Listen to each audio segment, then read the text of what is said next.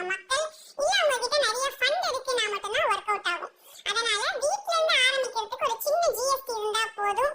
அதே மாதிரி கொஞ்சம் யோசிச்சீங்க அப்படின்னா ஒரு புதுமையான ப்ராடக்ட் நீங்க கண்டிப்பா கொண்டு வந்து இ-காமர்ஸ் பிசினஸ் நம்ம எண்ணி பார்க்க முடியாத அளவுக்கு வளர்ந்துகிட்டே போகுது.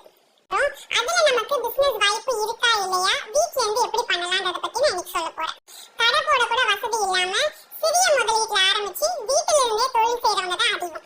அப்ப இந்த பிசினஸ் செய்யறது ரொம்ப ஈஸியான்னு பாத்தீங்கன்னா ஆமா, ஈஸி தான். வேற என்ன தேவை? கண்டிப்பா ப்ராடக்ட்ஸ் தேவை, பொருள்.